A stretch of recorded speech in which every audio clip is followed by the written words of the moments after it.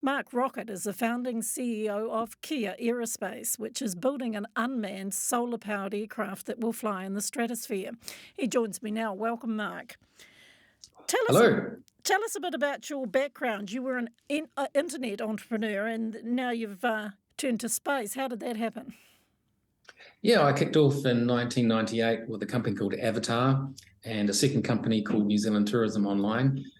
Started off in those early days working on search engine optimization in particular. Basically grew those businesses, and Avatar became a web design company with a marketing focus, and New Zealand Tourism Online grew to be the number one commercial tourism directory for New Zealand, and sold that to Telecom Yellow Pages in 2006.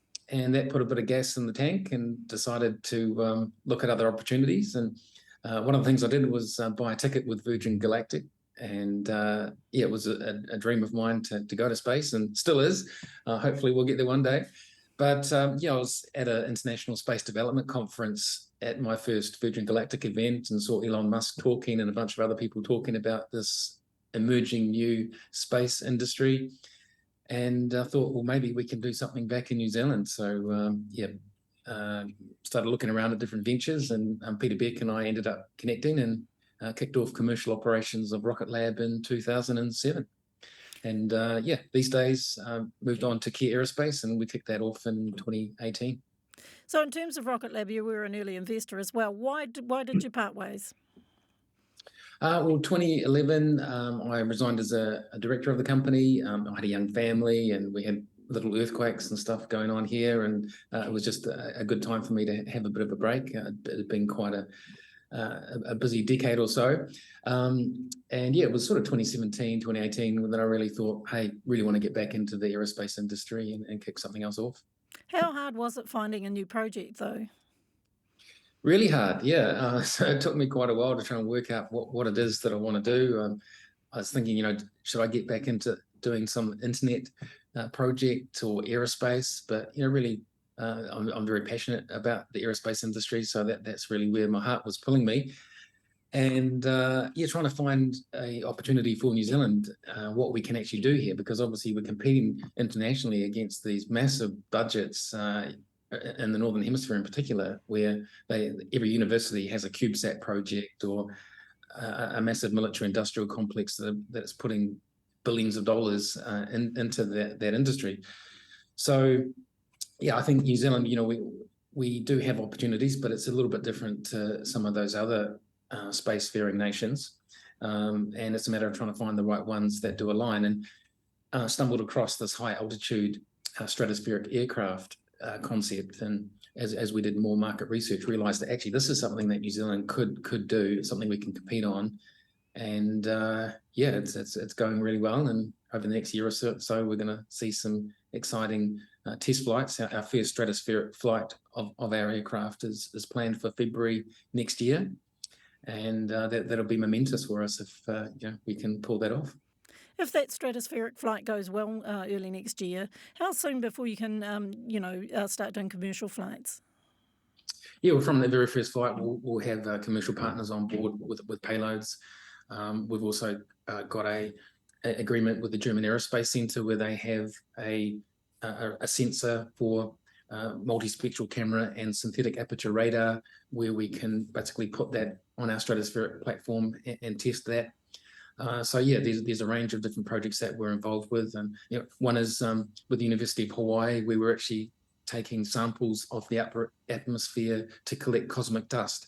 And we're continually being bombarded by meteorites, and there's a bit of dust floating around up there. So, there's a project for us to kind of capture some of that and measure it, and I think that's a pretty cool project. But there's a range of other projects that we're working on.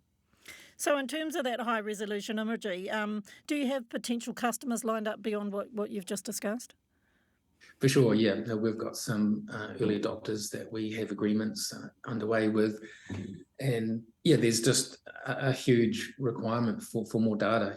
At the moment, most of the high resolution data is actually coming from crewed aircraft. And they're burning a lot of avgas. You've got to have a pilot on board.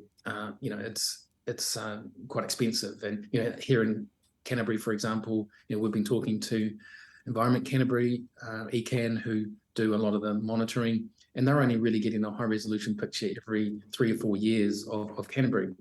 And if you are looking at doing change detection type science and research, once every 3 or 4 years, it's just not enough. You want it to be every few weeks, every month, so you can really detect the changes in the environment. How we are using our water, how we are using our land, coastal monitoring, maritime domain awareness, disaster management. There's a plethora of different applications where if we actually did get this high resolution data picture way more frequently, then it will change the whole game.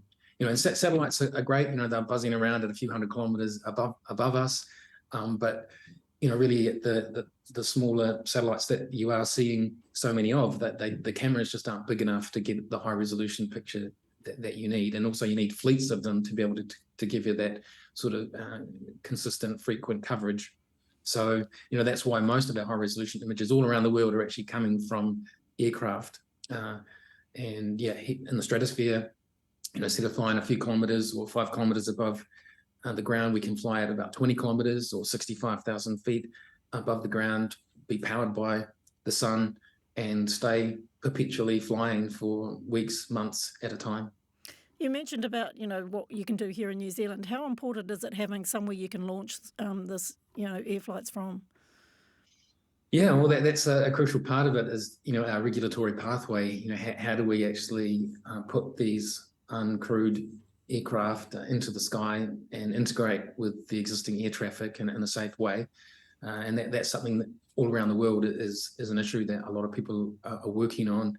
There's something called beyond visual line of sight, where you can actually see what is flying. How do you do that safely? So, that's something that Civil Aviation Authority here in New Zealand, FAA, in America, CASA, in Australia, and all the equivalents around the world, they're trying to work out how to basically safely integrate all this fascinating new technology into the airspace. And at some point we're going to be like Blade Runner with these sky lanes with things bustling through the sky. But at the moment we're kind of based on 1950s, 1960s technology, where you basically flying your plane, you look out the window, everything's okay, and that's really what a lot of the air traffic is based around right now.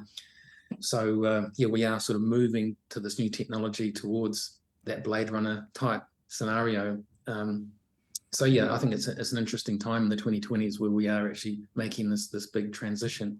So yeah, as far as having a flight area to launch off from, that's crucial. Luckily here in Canterbury we have Te Whaki on Kaitoriti, just south of Christchurch, and that's a Crown-owned enterprise with two runanga out there, and they're doing some exciting work. So we hope to be doing our initial test flights out there at Kaitoriti, and it's an ideal coastal location for us, and we can safely be away from the other air traffic and just sort of spiral up into the stratosphere and not be in anyone's way. Speaking of money, how have you funded Kea? Yeah, well, I kicked off with myself being the seed investor, and then last year we brought on a great investor who's aligned with our long-term international plans. So it's been a tremendous journey, and we're really lucky to have such a fantastic team. So my understanding from looking at your company office records is that it was a Custos or Custos. How did you get that introduction to them? Wolfgang Lettner is an Austrian fellow, and he was actually in New Zealand and visiting people here, and he ended up making a connection through someone that had met him. And was he interested in space or?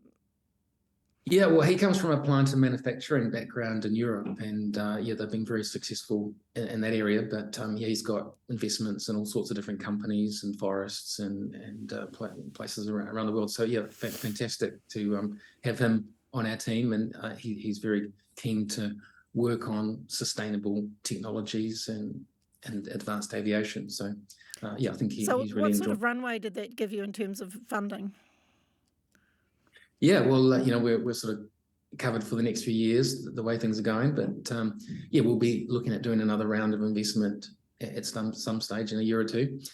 I guess it's up to us to prove the technology. Once we've actually built that platform, I'm sure it'll be quite compelling for investors. And just finally, Mark, what advice would you give a budding entrepreneur? Yeah, well, I think it's about finding an idea that really puts a fire in your belly. You've just got to find something that really resonates. Timing, fortune favors the bold, but also it's about getting your product or service to market at the right time when the market wants it. So I think timing is such a crucial aspect. Knowing when to stop is important, but also knowing when you need to persevere and just keep on going. And I think it's, some people, struggle with that. I know in the past, that's something that I found quite interesting. And also think, Richard Branson's advice, always protect your downside. Whatever venture you get into, just make sure that you have a clear exit for whatever contingency you need to go for. All right. Well, thanks for your time, Mark Rocket. Thank you, Fiona.